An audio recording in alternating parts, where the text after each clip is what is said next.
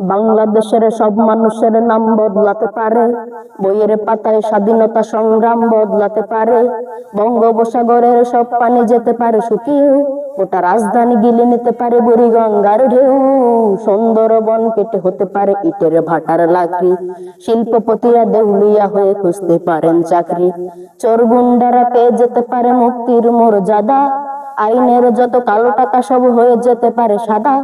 অনেকেই বলে এই দেশ নাকি হুচুকে জাতির দেশ, দফায় দফায় বদলায় এর রং ঢং পরিবেশ।